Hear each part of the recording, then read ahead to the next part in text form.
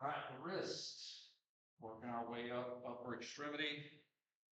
Uh, Brief 310 review. So the wrist is a biaxial, what we call an ellipsoid joint. Um, it can move sagittally, it can move frontally in the fetal flexion, away from fetal extension. And then we have the two different kinds of deviation, if you remember. Ulnar deviation to the pinky side, radial deviation to the thumb side. I think they don't call this ab and ad because your fingers ab and ad, and so ab and ads, ab and ad, and ad. So ulnar deviation, radial deviation. And the reason we can always look at the pinky to the ulnar side or the thumb to the radial side is because the wrist doesn't twist, if you remember that from 310. This is radial ulnar joint, but the wrist itself doesn't spin. You try to passively do it, you can't, and you shouldn't, because you have so many nerves and vessels in here. You don't want to you don't want to twist the wrist like a sculpture balloon, making a balloon animal. That would be a really bad day. So because you have so many nerves, vessels, specifically nerves, for the fine motor things that you do in your hand and fingers. Tons of nerves. There was a time where they called this area surgical no man's land just because there was so many nerves in here for you to do all the little dexterity things. So the wrist doesn't twist. So we can have flexion and extension and radial and ulnar deviation. Again, trick from 310, the ulnar deviation will always be pinky side and the radial will always be thumb side. Even when you supinate, pinky side ulnar, radial side, thumb side radial, pronation, thumb side radial, pinky side ulnar. They'll always be linked because the wrist doesn't twist. So that's why if you see the polar axis, you have non-applicable, you have NA, because we don't have any wrist rotation spinners. We just have flexors, extensors, ulna, and radial deviations. Just a reminder how our circles work. Our circles, or our cross section, is the wrist is somewhat circular, and we have the anterior, posterior. The lateral is going to be our radial, the medial is going to be our ulna. I can't show it to you on a flat plane, so I have to rotate it like this so that we can all see it. But if your device is laid flat, you're literally seeing it like it would be. Does that make sense? So this is the anterior part of class. These are going to be our flexion pullers. Posterior part of class, our extension pullers. Our medial crossers are going to be our ulnar deviators because in anatomical position, that's where we're at. So they look like this. Flexion pullers, extension pullers, ulnar deviators, greater. So pretty simple class. And what's good about it too is this would be the upper extremities version of the ankle and subtalar, but instead of an overpass, this is an intersection. They're all happening you could stand in literally the middle of the two different roads right here. Right? All right, here's what you need to know. You're going to need to know your palmaris longus. You're going to need to know your flexor digitorum. There's some commonalities here. You have, remember in the feet, we had some toe flexors that cross the ankle. We had some toe extensors that crossed it. Because you have a lot more dexterity, intrinsic dexterity muscles here. So that's why I'm just giving you the big ones that cross from out that are basically helping you grab, squeeze, and hold on to things.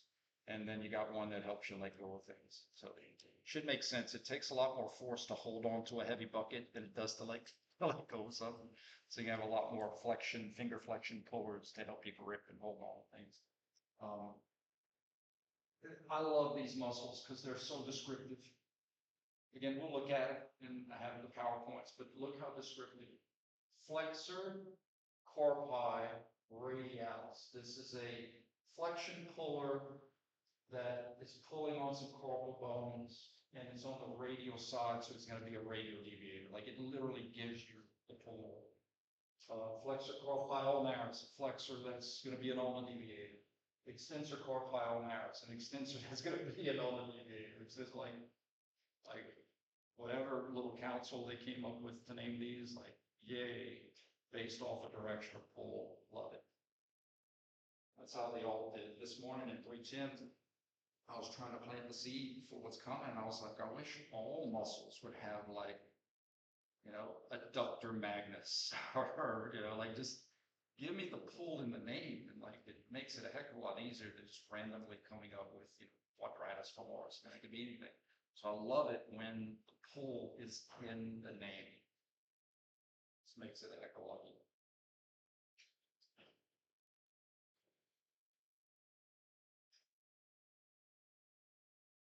So I always try to start off with this kind of big, busy picture just to kind of show you that if we try to see all these things at the same time, not only is the class kind of convoluted, but it's also hard to tell where things cross. Like, is that more medial? Is it more lateral?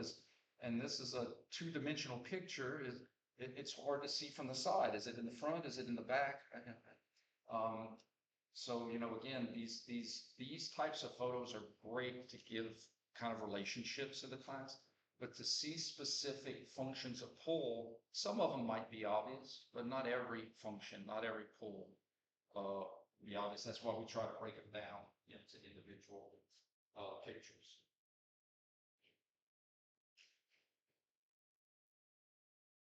All right, let's start off with the palmaris longus. I call this muscle the Spider-Man muscle, because in my mind it kind of looks like Peter Parker would do this and shoot a little web. If the tendon kind of turns into a little colloaponeurosis here and hands off into the metacarpals. So I kind of think of it as a little Spider-Man muscle. You are going to see a lot of your flexors are going to be on the inside of your elbow, and your extensors are going to be on the lateral, the outside of the elbow. They do cross the elbow, but their crossing is so lateral that their contribution to flexion is very minimal compared to like your bicep. So it's not to say there's not one. It's almost kind of like we had the tensor fascia blends into the IT band, but because it crosses so lateral that its effect was negligible compared to the other ones that have better, angles of pull and can.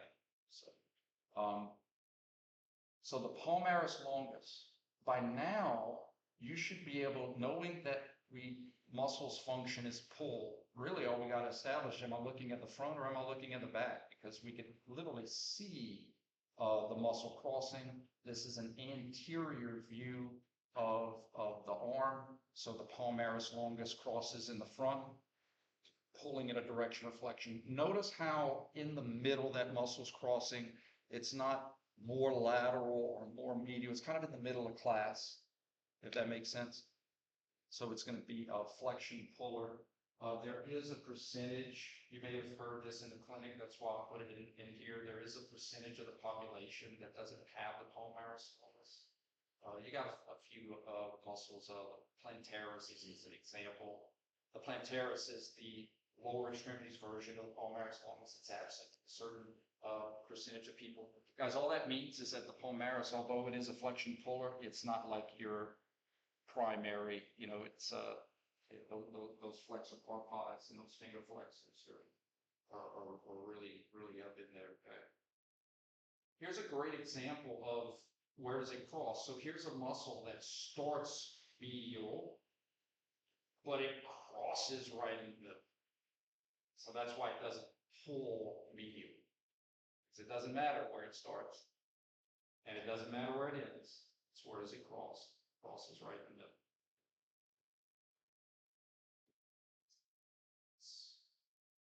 See with the flexion puller.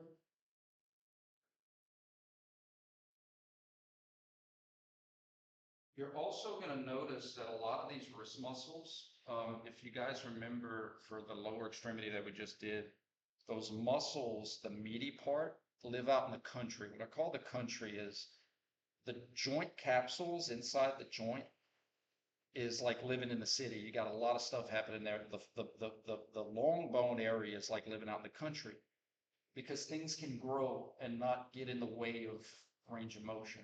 So because we have so many nerves and vessels and stuff that cross into the wrist, these muscles turn into strings, and then those strings transfer those influences, but those strings don't take up a lot of space. They don't hypertrophy. They're inert.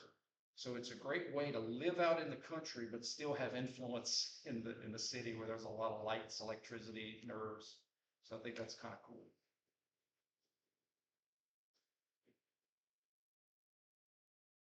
Palmaris longus, wrist flexor. All right, we're going to have two sets of flexor digitorum. We have the flexor digitorum superficialis and the flexor digitorum profundus. The difference, I always like to think that the superficialis, I'll flex my digits, my interphalangeals. The superficialis ends at your first IPs. So interphalangeal joints, you have your proximal interphalangeals, your distal interphalangeals. So the superficialis ends here. It's really cool where they split and they make a, if you look at the picture that I posted, I'm trying to zoom in. See if I can find the zoom button.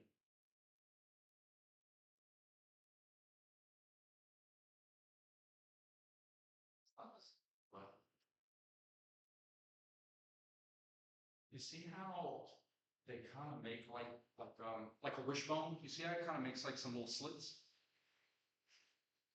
The superficialis splits like that and inserts on these phalanges so that the muscle that we talk about next could pass through it and continue on to the tip, your last phalange. So it's really kind of cool. It's like it creates a tunnel, and then, so you see the little wishbone slit, and then the fundus passes through the tunnel and goes all the way to the distal phalanx. It's really kind of cool.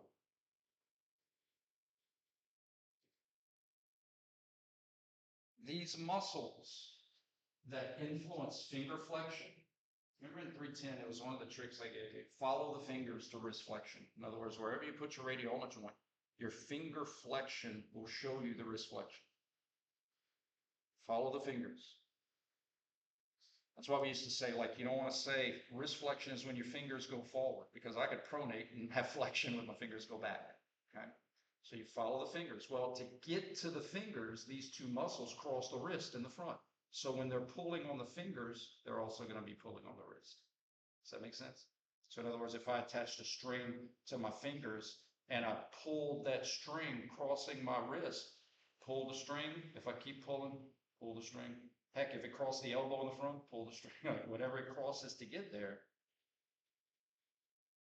And that also makes sense. I told you guys that muscles aren't just movement influencers, they're stability influences. Imagine you're gripping something heavy. Well, that heaviness is literally trying to dislocate your wrist. So like having these muscles that cross the wrist to get to your fingers are also helping to splint and prevent hypermobility at your wrist joint when you're carrying heavy things.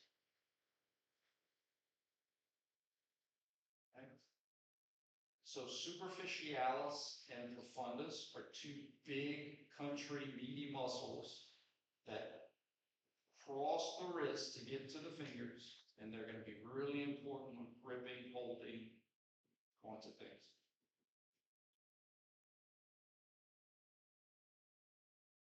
How does it cross? Crosses anteriorly.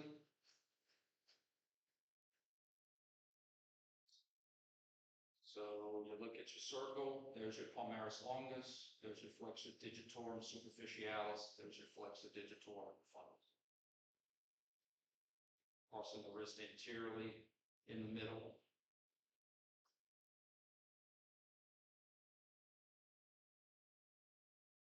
So all five of our wrist flexors have insinuatory names to it. Palmaris longus, the muscle that pulling on your palm.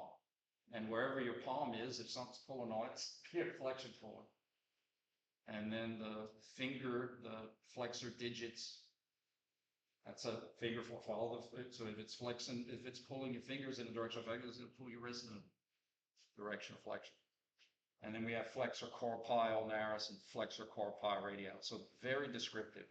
Again, I wish they all could be as descriptive as the wrist. But instead we get peroneus longus and brevis, so you just get random names. I wish there was consistency.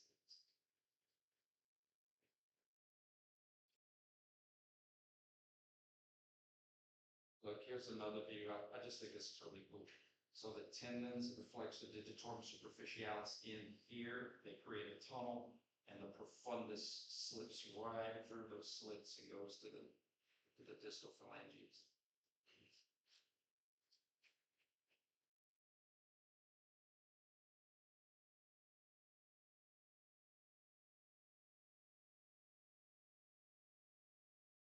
So now here we get our carpis, flexor carpi, radialis, and ulnaris. So think of it like this. Our axis, you remember when we did the ankle and subtalar, how I said the axis, the average axis runs between like the first and second toe, like the big toe of the digits. So like the stuff that's medial to the in between the first and second toe is going to be medial pullers, lateral. So it's very similar. Your axis for the wrist is like right here, frontal. I think the bilateral is kind of obvious. This is anterior, so they're both going to be flexion pullers. But oh gosh, did I just wrap up? Man, that Photoshop that I just did is pretty impressive. So the axis is going to be right here. So your ulnaris, pinky side, is going to be an ulna deviator, going in the direction of ulna deviation. And your radialis, thumb side, is going to be a radial view. But again, like, this is heaven. This is literally, the pull is in the name. A wrist flexion puller, that's also an ulna deviation. A wrist flexion puller, that's also a radial deviation.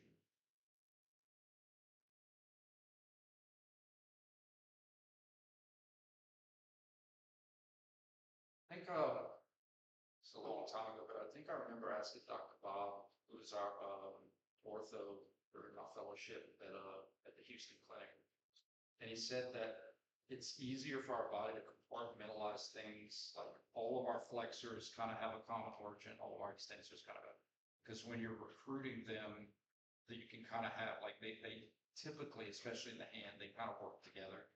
And you use your extensors and flexors. So compartmentalizing them there helps us with the nerves. We don't have to like make in terms of not making mistakes. Kind of helps to have everybody in the same little wad, same little area. I got you.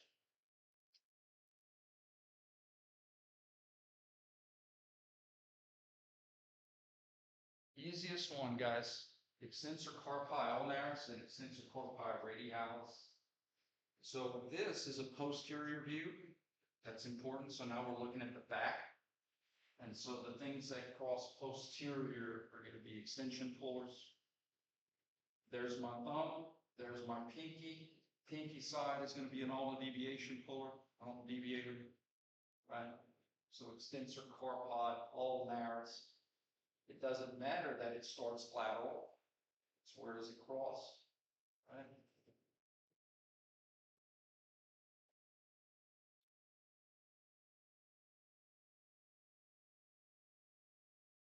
These PowerPoints.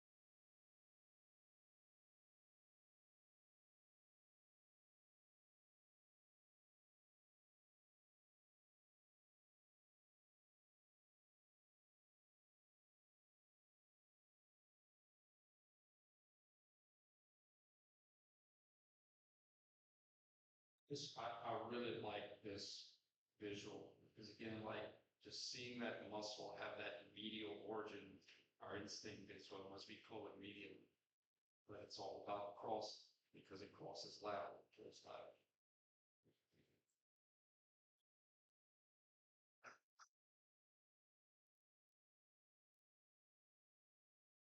Or by all that.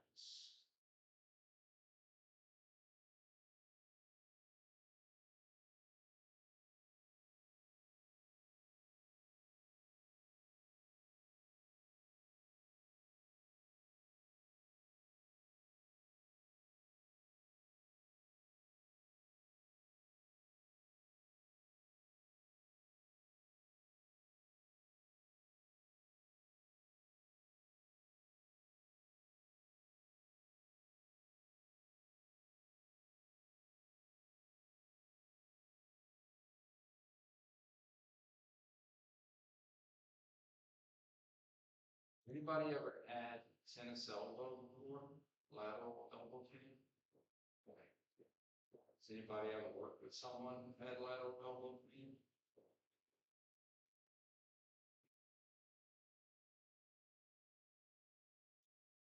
Already. So, my my dissertation was on these muscles, and it's something I'm just gonna, I'll make sure to communicate what I'm gonna ask, but it's just a cool thing that I want y'all to know. So if you're gripping something, because the finger flexors cross the wrist, anytime you're squeezing something, those muscles also create a moment at the wrist. Remember that torque. So in other words, they're pulling on the fingers, but they also want your wrist to do this. So if you want to keep a neutral wrist while you're gripping and squeezing things, if you don't want your wrist to flex, you have to recruit extensors as a counter moment to keep your wrist in a neutral posture. And the more you squeeze with your fingers, the more those fingers are trying to flex your wrist, and the more you're going to recruit extensors to keep your wrist in neutral. And it's those muscles that get fatigued and tired, and because the finger flexors are very fatigue resistant. You can squeeze things all day and squeezing things your whole life. So those muscles are very fatigue resistant, but the extensors are very fatigable. It's like the upper extremities version of when you start jogging, exercising, walking. Typically, the pain is in the front of your shin. It's your dorsiflexors that start to feel it first, because your plantar flexors are typically like everything. You've been using those your whole life. But if you start walking with more intensity and those dorsiflexors have to eccentrically control then those muscles get kind of tired. It's not the same, but it's similar. So you have to do like Tom John. Ah, so the extensors wouldn't do with Tommy John, but these would, because your extensors, your medial crossing muscles, so your flexors. So your elbow, when we get into your elbow, it's not supposed to move in the frontal plane, right? And when pitchers have their catapult like that, I love when you guys go off script and ask biomechanical questions. So I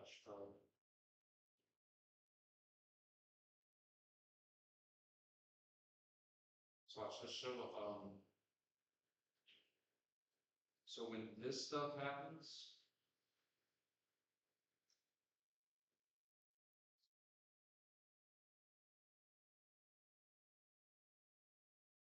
and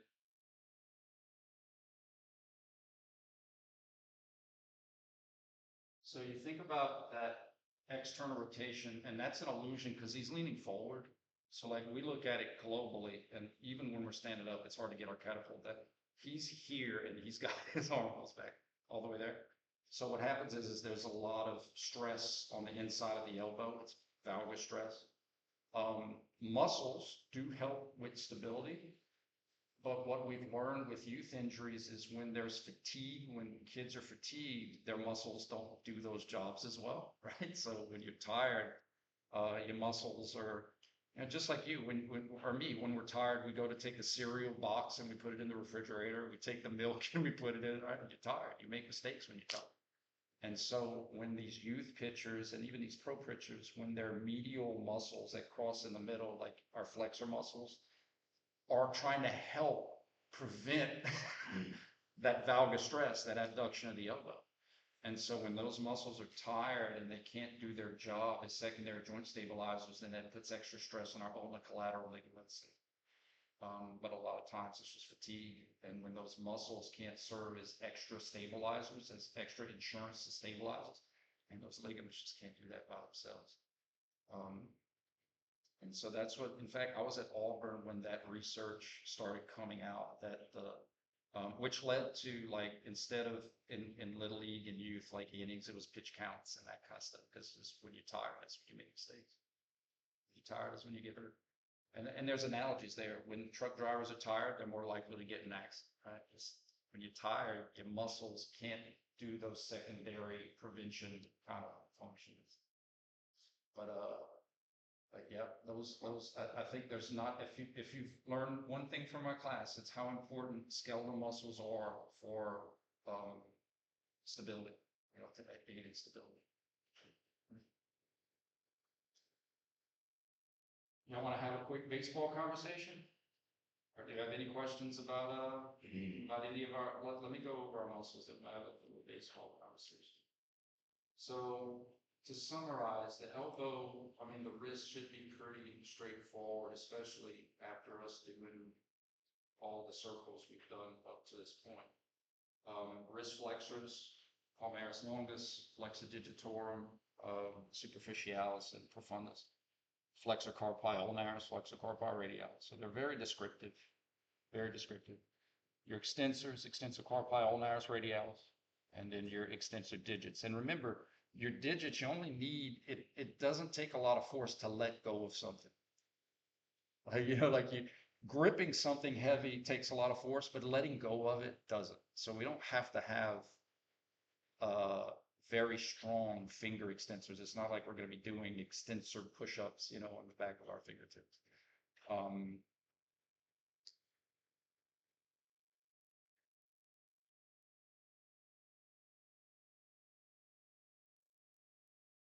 So one of the data is a blessing and a curse. We know that the harder someone throws, the faster they throw, the less reaction time, a batter has. And it's not to say they won't get a hold of one every now and then, but statistically speaking, the harder you throw, the harder it is to hit. And so the emphasis on velo, the emphasis on velocity, and you have young kids who are trying to get, college scholarships and trying to go pro, and they're so worried about their velocity to get recruited and their accuracy may be all over the place, but colleges and major league teams always feel they can work with you to develop the accuracy, right? You can teach someone to be more accurate. Now remember, it's hard to be accurate with sequence motion. Popping the towel, it's hard to be accurate. But you can't teach someone to have this type of external shoulder rotation. Like that's like Shaquille O'Neal being born 7 feet. This is their window of internal and external rotation is in a very unique window. My catapult doesn't go back very much anymore, but I can internally rotate all the way down to here.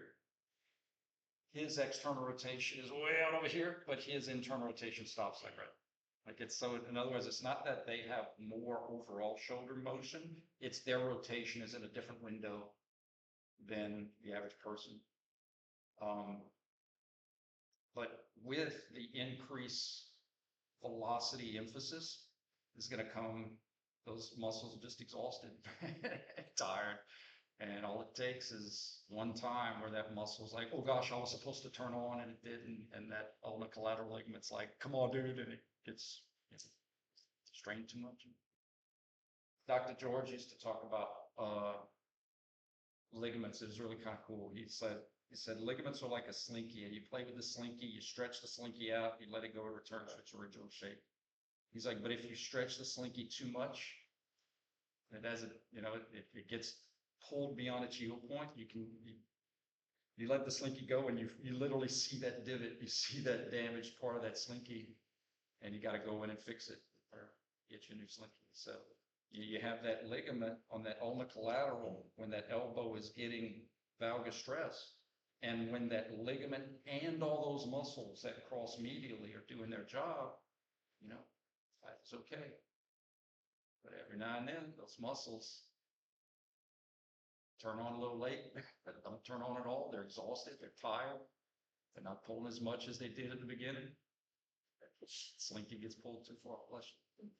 It's a great question. I hope I answered that as to the best of my ability.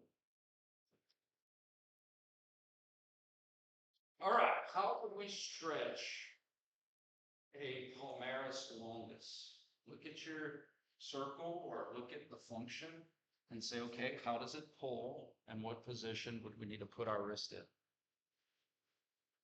Absolutely, absolutely. It's a flexion puller, so we need to extend the wrist if we're trying to stretch that muscle.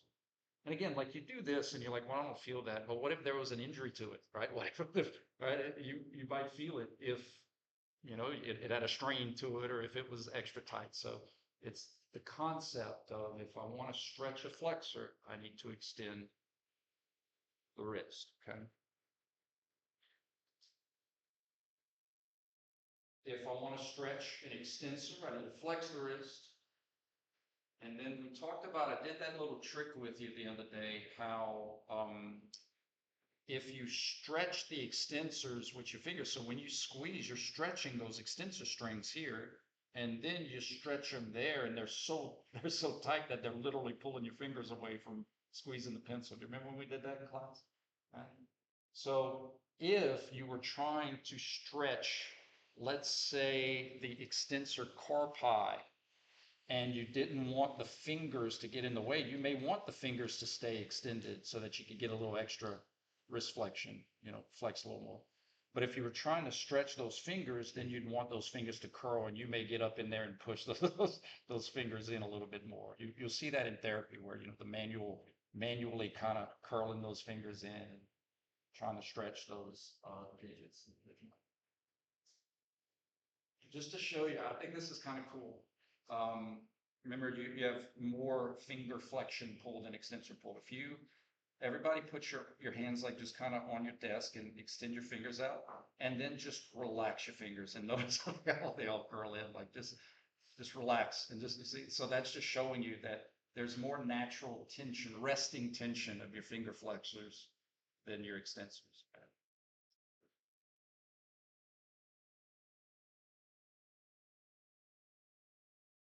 All right, how about we do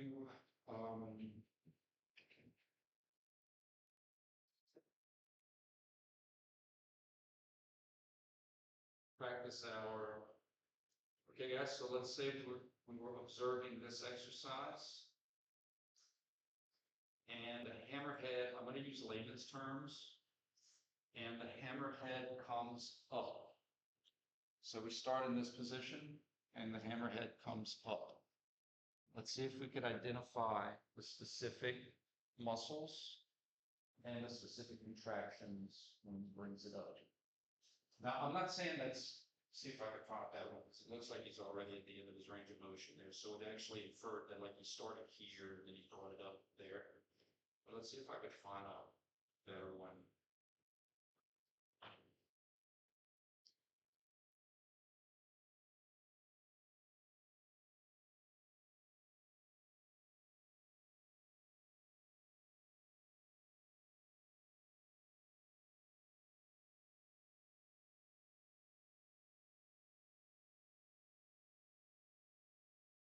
Tell you what, I'm gonna do, just because I don't want there to be some misunderstanding, and y'all feel free to take your phones to take a picture, but I'm gonna do an example in the, okay? So let's say I start here and I do this. So this was my start position and this was my finish. Start, finish. And I'm asking, can we identify specific muscles that are in a specific group that was responsible for that motion and the type of contraction they had to do to make the hilt of this lightsaber. It's a real lightsaber, by the way. It's just, that's how tough, you know, could hold on to the light point. Making it do this, coming up. So not the down part, we'll do the down part next. Making it come up, making the silver part come.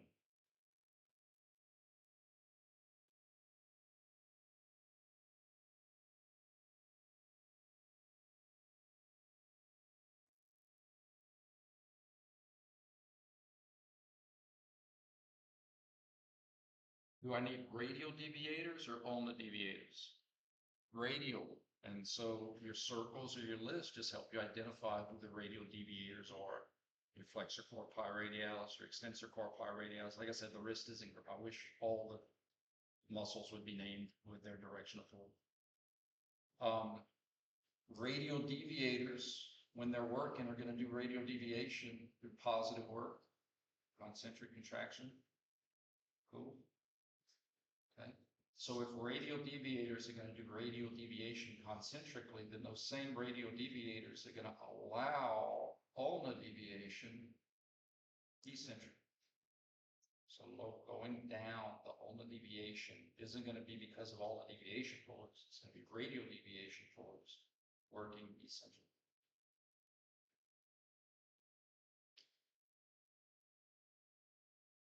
I can be in the exact same position. All I have to do is just flip the mass to the back part. Now all of a sudden, gravity is not trying to ulna deviate me. Gravity is trying to radial. Does that make sense? So since gravity is trying to radial deviate me, I need my ulna deviators in this exercise. Flexor carpi ulnaris, extensor carpi ulnaris. When I observe ulnar deviation, concentric, positive work. When I observe radial, eccentric, negative work. Make sense?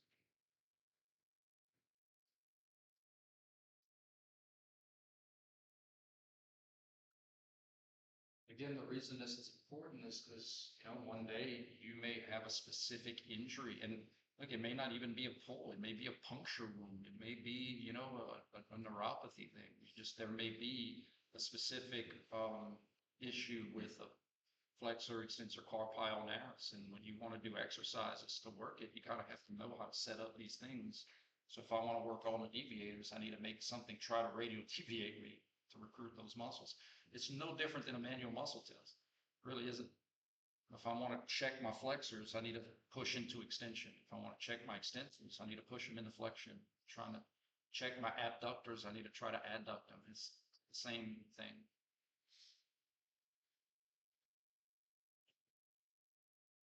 Okay, let's look at some wrist exercises, see if we can get a little flexion extension thing going. Oh, I got a different kind of question. Not this. So we can see something like this. What muscles would be on in this person's wrist, maintaining that wrist position in this exercise? So in other words, like working isometrically to make sure that the wrist doesn't collapse. Would that be flexors or extensors? Yes, absolutely. And you know it because you figured it out. Well, that handle is trying to flex him. So he doesn't need flexion pulls, he needs extension.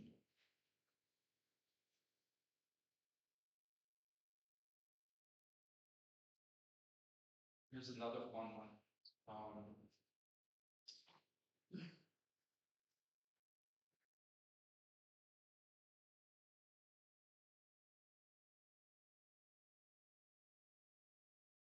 So for the reverse grip, see if I can find a good. There we go. This is cool. So one of the limiting factors when you do reverse grip, when you're prone, the handle is not going to break through your palm. That makes sense?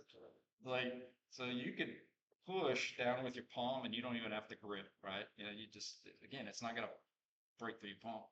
But when you supinate it now, your limiting factor are your fingers. Like it could slip out of your fingers. it's no different than in tennis. A forehand is a much stronger swing because the racket isn't going to pass through your palm, but a backhand, it could slip out of your fingers. Like your finger grip is a limiting factor to holding on to this, right?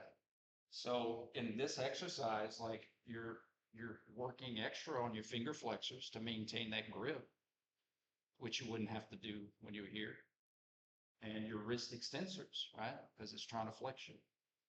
So finger flexors, wrist extensors, and then obviously your elbow extensors. But that's a weird proposition to usually put your body into, because again, like usually your finger flexors are going to work with your wrist flexors when you do stuff. So the fact that you have to have wrist finger flexors who are flexion pullers work with wrist extensors creates kind of a weird, that's why like when you're doing this exercise, you just can't seem to get a lot of oomph from it because those motor programs are a little different.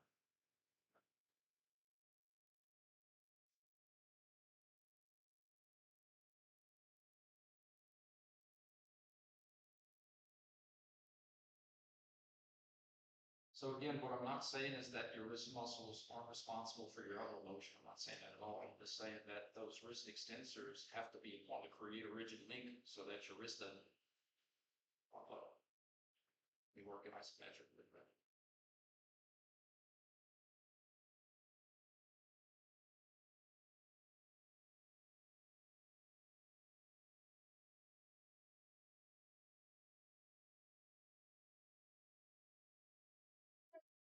So small, just so small.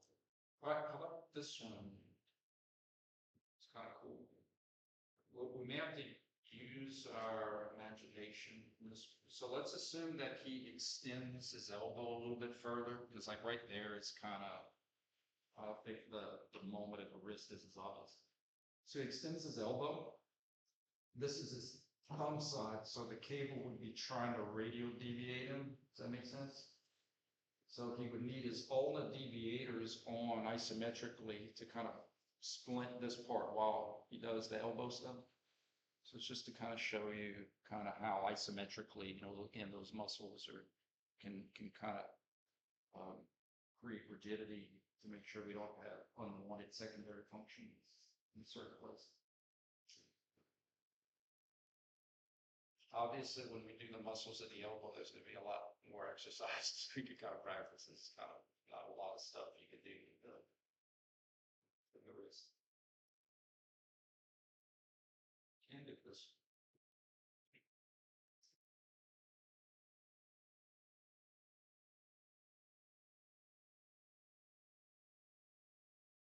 Let me first motion. Okay, from this position, from this start position, I know it's kind of blurry, but her palm is facing up. Cool. So from this position, she lowers the weights down.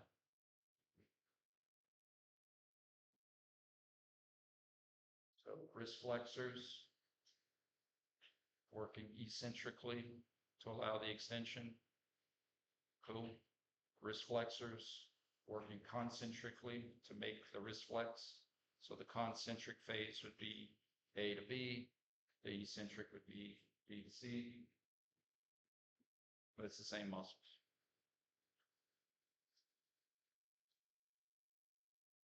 And those muscles, the wrist flexors, again, whether you do it list or whether you do it circle, I don't care. Just I want you to know palmaris longus, flexor digitorum superficialis, flexor digitorum profundus, flexor corpi ulnaris, flexor corpi radialis. So on the test, I might say she lowers the dumbbells down in this exercise, palmaris longus eccentric, extensor digitorum concentric, extensor digitorum eccentric, palmaris longus concentric. You know, I'll pick one muscle in each group and flip-flop the contraction. So palmaris longus eccentric in that scenario.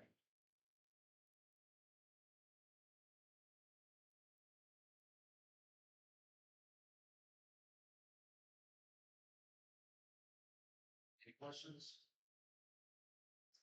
Another reminder, circumduction is not a joint motion, it's a movement pattern. So in other words, like if you have an etch a sketch and you have the left knob goes up and down and the right knob goes side to side, but if you do them together, you can make little circles. You don't have a circle knob, you have a movement pattern formed by the two knobs independently. So when we do these circle motions, it's really just a combination of flexion, radial deviation, extension, all the deviation, and we're just moving the two knobs of the etch a sketch in a specific pattern.